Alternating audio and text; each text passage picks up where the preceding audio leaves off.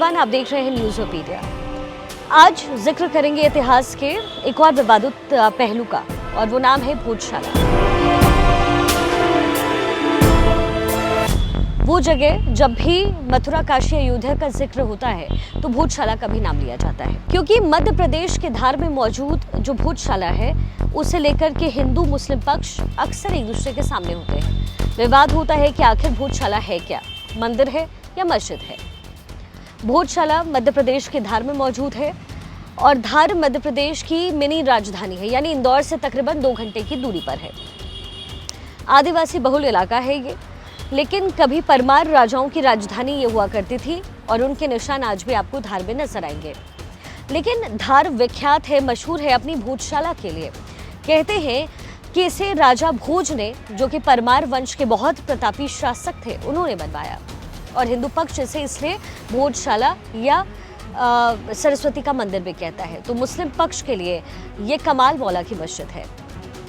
दरअसल अयोध्या और काशी मथुरा की तरह धार की भोजशाला को लेकर के दोनों पक्षों के बीच पुराना विवाद रहा है, और कई बार तो ये विवाद सांप्रदायिक रूप भी ले चुका है। अयोध्या का विवाद हालांकि सुलझ चुका है और भव्य राम मंदिर वहां बन चुकी है। ऐतिहासिक रिकॉर्ड्स बताते हैं कि भोजशाला का जो निर्माण है राजा भोज ने 11वीं सदी में किया था। कहते हैं कि राजा भोज मां सरस्वती के बहुत बड़े भक्त थे और वो संस्कृत के प्रकांड विद्वान भी थे, और इसलिए उन्होंने आज से तकरीबन 1200 साल पहले वहां एक संस्कृत महाविद्यालय का निर्माण करवाया, और इसी विद्यालय को भोजशाला के नाम से जाना गया। लेकिन अब ये जगह विवादित है।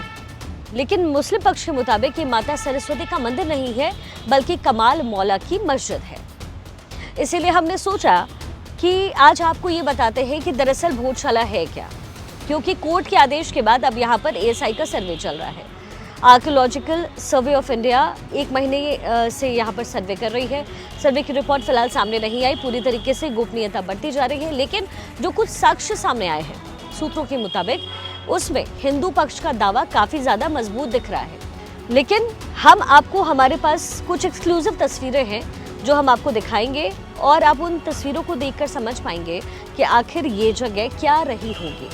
क्योंकि जैसे ही आप भोजशाला के अंदर दाखिल होते हैं आपको पता चल जाता है कि ये इमारत एक जमाने में कितनी भव्य रही होगी। भोजशाला में बीच में खुला आंगन है और चारों तरफ नक्काशीदार खंबे और उन पर टिके हुए बरामदे हैं। बीच में एक बड़ा चबूतरा है। हिंदू पक्ष का दावा है कि ये चबूतरा जो आप स्क्रीन पे देख रहे हैं, दरअसल ये महाविद्यालय की यज्ञशाला थी, जहां देश ही नहीं दुनिया भर से जो विद्वान आते थे वो यज्ञ करते थे। और बसंत पंचमी के दिन, यानी सरस्वती पूजा वाले दिन, यहाँ एक विशेष आयोजन होता था। हालांकि आज भी यहाँ बसंत पंचमी के मौके पर हवन होता है और पूजा का आयोजन भी होता है। इस इमारत में कुल 84 खंबे हैं, और ये जो खंबे हैं जो आप तस्वीरों में देख रहे हैं, प्राचीन शैली के हिंदू मंदिरों जैसे नजर आते हैं। इन खंबों में नक्काशियाँ की गई हैं, जिसमें आप कमल के फूल, पत्तियाँ और कई तरह की जो धार्मिक और खास तौर पर हिंदू धर्म से जुड़ी हुई आकृतियाँ नजर आती हैं। यही नहीं, भोजशाला का जो मेन हिस्सा है वो एक बहुत बड़ा सा बरामदा है, जहाँ खंबे हैं और बीच में एक बहुत बड़ा गुंबद है। इस गुंबद की छत अगर आप देखेंगे तो उसमें भी भव्य नक्काशी की गई है और उसमें चित्रकारी भी की गई है। और ये पूरी की पूरी इमारत, जानकारों की माने, जिन्हें आर्किटेक्ट या निर्माण शैली की परख है, उनके मुताबिक ये परमार वंश की, परमार शैली के निर्माण के वक्त का है, यानी उनके आर्किटेक्ट है। परमार राजा भोज भी परमार वंश के थे और प्रतापी शासक थे, तो वो इस दावे को मजबूत करती है। फिलहाल ये जो इमारत है वो एएसआई के अंडर है और वही इसकी देखभाल कर रही है। एएसआई ने भोजशाला में कई ऐसी चीज़ों को सुरक्षित या संरक्षित भी किया है जिन पर उन्हें डाउट था कि ये अहम प्रतीक हो सकते हैं। जैसे कि इसमें एक प्रतीक की तस्वीर आप ये देखिए कि ये कांच के फ्रेम में रखी हुई एक भगवान शिव की तरह दिखने वाली आकृति है। इसे एएसआई ने सुरक्षित किया। इसी तरीके से यहाँ राजा भोज के संस्कृत नाटकों के शिलालेख भी रखे गए हैं। ये शिलालेख पत्थरों पर उकेरे गए हैं। इसमें संस्कृत में पूरे नाटक लिखे गए हैं और कहा गया है कि राजा भोज ने ये स्वयं नाटक लिखे, और इन लेखों को आप पढ़ेंगे ध्यान से तो इनमें कई जगह पर आपको सीताराम, ओम जैसे जो है हिंदू धर्म के प्रतीक चिन्ह भी मिल जाएंगे। कहते हैं कि भोजशाला का जो निर्माण है वो वर्ष 1035 से 1050 के बीच हुआ, यानी 11वीं सदी।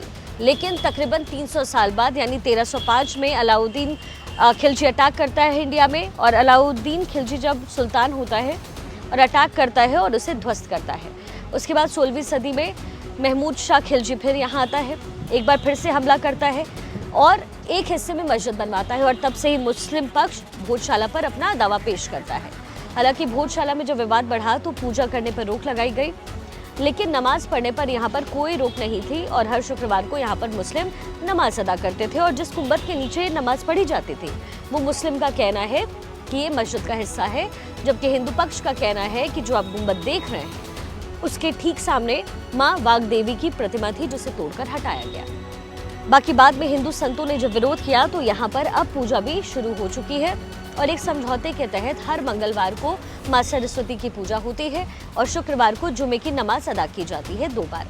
यानी जिस जगह पर मुस्लिम नमाज अदा करते हैं ठीक उसी जगह पर हिंदू सत्याग्रह करते हैं। उनका मानना है कि देवी सरस्वती की प्रतिमा वहीं पर विराजमान है और वो स्थान भी आप देख सकते हैं। तो ये है भोजशाला की पूरी कहानी और दावे यहाँ पर लगातार दोनों पक्ष द्वारा किया गया है। लेकिन फिलहाल ASI का ये जो पूरा सर्वे है वो यहाँ इस वक्त में चल रहा है।